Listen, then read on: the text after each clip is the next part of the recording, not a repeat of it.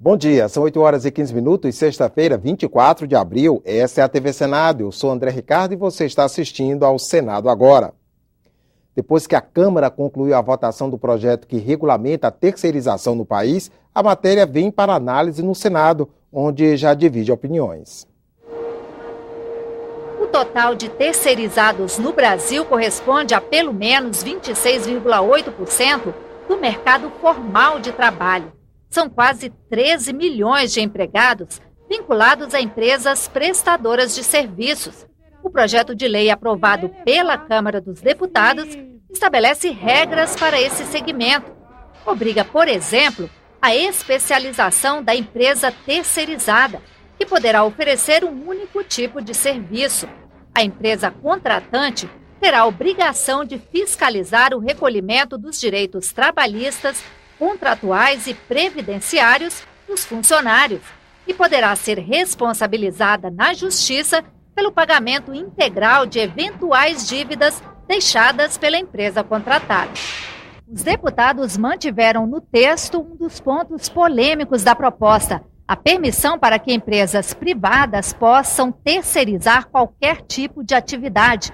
Hoje, o entendimento do Tribunal Superior do Trabalho diz que as empresas não podem subcontratar serviços para o cumprimento de atividades fim, apenas de atividades meio, como, por exemplo, serviços de segurança e de limpeza. Nós do PT vamos travar uma verdadeira guerrilha regimental para impedir que esse projeto seja votado. Está havendo uma mobilização crescente da sociedade, está crescendo, tem muitas forças se mobilizando pelas redes sociais, em atos, estamos falando até numa greve geral, e a gente está fazendo um apelo para que essas pessoas entrem em contato também com os senadores, porque o clima aqui é diferente da Câmara dos Deputados. Eu acho que dá para derrotar esse projeto aqui no Senado Federal. A princípio, eu sou a favor da terceirização na atividade fim, mas eu ratifico. Nós temos que olhar os direitos desses trabalhadores terceirizados, para ver se eles não vão ter perdas. A terceirização é um avanço, nós temos que ter esse cuidado para que todos os trabalhadores tenham o mesmo tratamento, sendo terceirizado ou não. Eu acho que não vai ter uma tramitação tão rápida quanto aconteceu na Câmara. Nós aqui vamos discutir muito mais. O próprio presidente Renan já manifestou essa intenção. Segundo, eu acredito que aqui temos uma correlação de forças diferente e eu tenho convicção de que o projeto, da forma como foi aprovado lá na Câmara, ele não passará. A comissão que vai analisar a medida provisória do futebol foi instalada nesta quinta-feira. O Congresso tem até o dia 18 de maio para votar a proposta. A vaga de relator cabia ao bloco de apoio ao governo na Câmara, mas um acordo permitiu ao deputado Otávio Leite, do PSDB, assumir o cargo.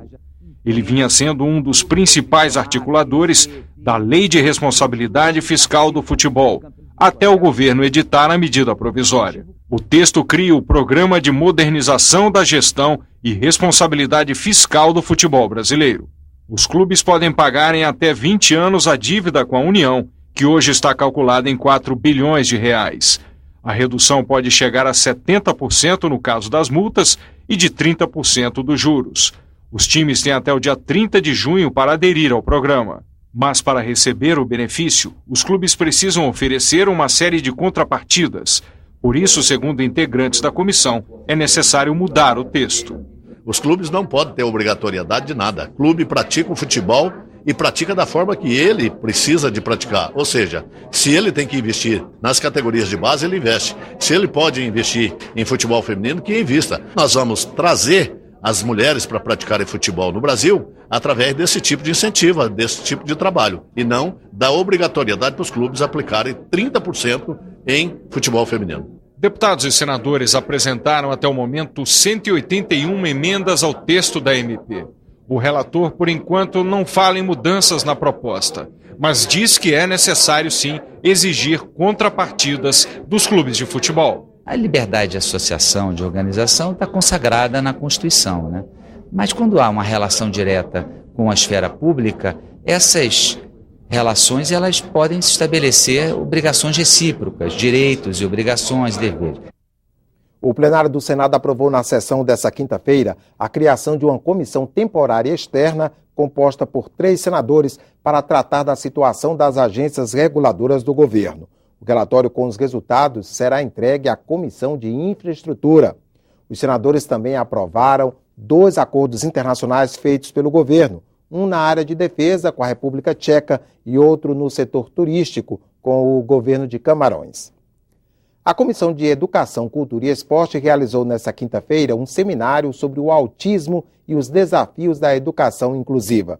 O evento foi aberto pelo senador Romário e contou com o apoio da Embaixada do Reino Unido. Na mesa estava o embaixador do Reino Unido no Brasil, Alex Lellis, a reitora da faculdade Brockenhurst, a senhora Dee Roberts, e o diretor do British Council, Luís Coradás.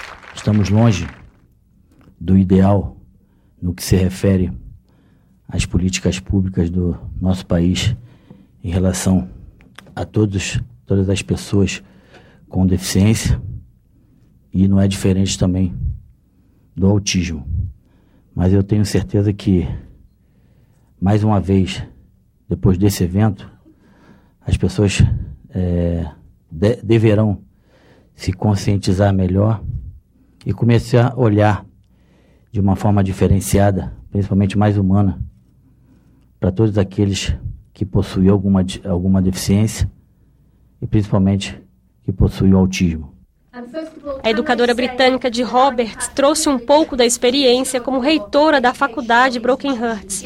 Ela lidera um grupo de instituições que buscam com o governo britânico políticas públicas para o ensino inclusivo e cuida de mais de 3.000 alunos em período integral. Parte deles se prepara para entrar no ensino superior. Outra parte faz curso profissionalizante. Dee Roberts ressalta que os alunos autistas têm habilidades específicas e que, por isso, merecem atenção especial. Our vision, our purpose is to help people make the most of their lives through learning. E a nossa visão, a nossa missão, na realidade, é fazer e ajudar com que as pessoas possam ter o máximo de sua missão de vida através do ensino. And we have 4 core values. Temos 4 valores principais. That learning has the power to unlock the potential of each individual. O aprendizado tem a possibilidade de destrancar, de destravar o potencial de cada indivíduo. Alex Lellis é embaixador do Reino Unido no Brasil e pai de um rapaz autista. Ele também destaca o papel do Senado na busca de uma educação inclusiva de qualidade. De fato, uma ação de inclusão e de mudar a cultura, com informação e explicar o que é, por exemplo, o autismo às pessoas. Também tem o papel de legislar também, mas eu digo sempre que a legislação é um começo, mas não é o fim. O fim é incluir, melhorar a qualidade de escolaridade para todos os alunos. O seminário também foi uma oportunidade para debater a política nacional de proteção dos direitos das pessoas com espectro autista, sancionada no final do ano passado. O texto estabelece que o autista é deficiente para fins legais e garante o acesso à moradia, educação, saúde e assistência social. Discussão sobre a maioridade penal, indicação para o Superior Tribunal de Justiça, aprovação do voto distrital. Veja como foi a semana no Senado, marcada ainda pelo feriado de Tiradentes e também pelo aniversário de Brasília. O voto distrital para vereadores foi aprovado pela Comissão de Constituição e Justiça e seguiu para o exame da Câmara dos Deputados. Para valer já na eleição do ano que vem, a lei tem que ser sancionada até o final de setembro. Pela proposta, cidades com mais de 200 mil eleitores seriam divididas em distritos. A quantidade de distritos seria a mesma do número de assentos na Câmara Municipal. Ganha a eleição o mais votado em cada distrito. O voto distrital tem 2 virtudes fundamentais. Primeiro, melhora a qualidade da representação democrática, porque o eleitor vai estar muito mais vinculado ao eleito, vai controlar o seu trabalho. Aquele que é eleito vai ter que prestar contas, primeiro. Segundo, economiza gasto de campanha. Em vez de você fazer campanha numa cidade inteira, disputando às vezes com milhares de candidatos, como é o caso de São Paulo ou do Rio de Janeiro, você vai fazer num distrito, que mesmo nas maiores cidades, vai estar em torno de 150 mil, 100 mil, 50 mil eleitores. O plenário aprovou a indicação do desembargador Reinaldo Soares da Fonseca para integrar o Superior Tribunal de Justiça.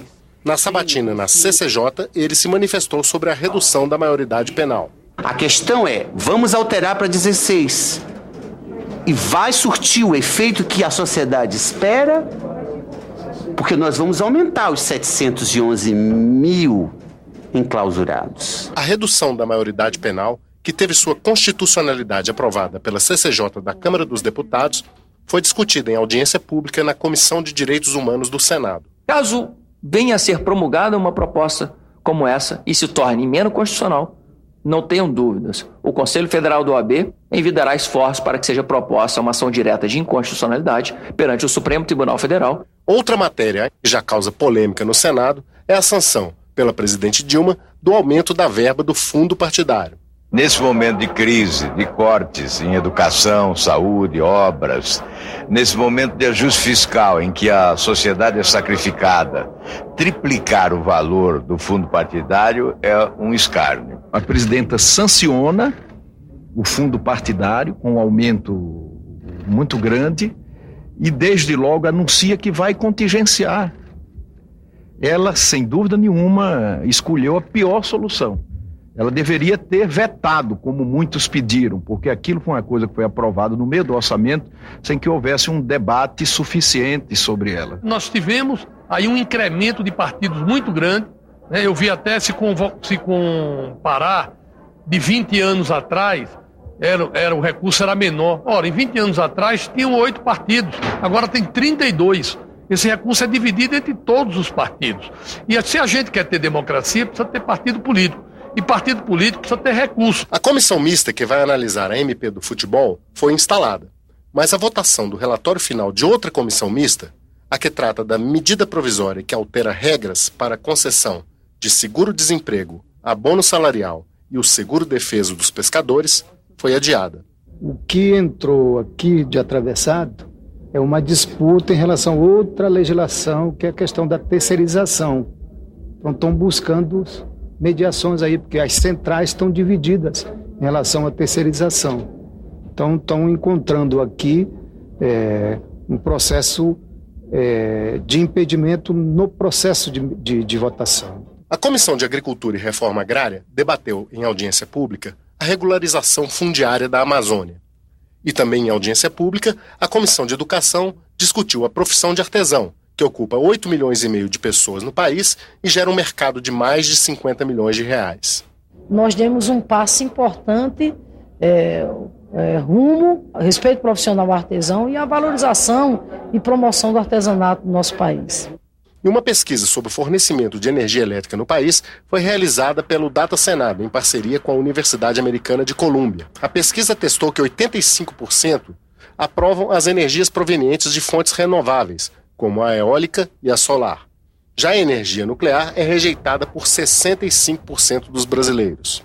Os painéis no Brasil estão muito caros, tá certo? A gente precisa estar discutindo leis e regras para incentivar o empresário a investir no país, que é o maior produtor de silício do mundo. Parece que está havendo uma falta de conexão entre o que o Instituto pesquisa e o que o governo pode aproveitar dessa pesquisa. Com votos contrários de senadores da base do governo, a Comissão de Relações Exteriores aprovou o projeto que determina o fim do sigilo bancário para empréstimos concedidos pelo Brasil a outros países. Não há justificativa para esse sigilo, já que os recursos públicos estão sendo manipulados e repassados a outras nações. Mais de 7 bilhões de dólares foram repassados pelo BNDES a outros países nos últimos anos. Os mecanismos que o Brasil usa, que o BNDES usa, são mais transparentes do que os mecanismos que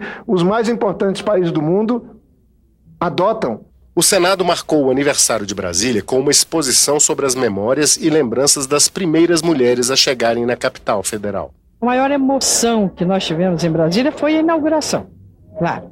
Porque depois de você passar esses anos só vendo construções, e a inauguração foi um ato assim fantástico. Pessoas dos embaixadores, representantes de países, desfilando de casacas naquela poeira, né, naquelas pistas todas cheias de empoeiradas. Uma coisa assim, um fenômeno no pleno centro do Brasil.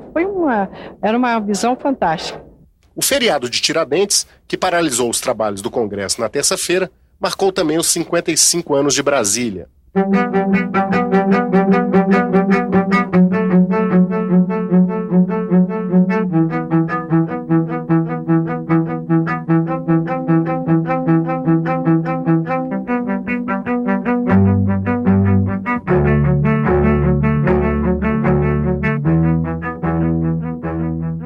Ficamos por aqui. No decorrer do dia você acompanha outras informações nos boletins do Senado Agora.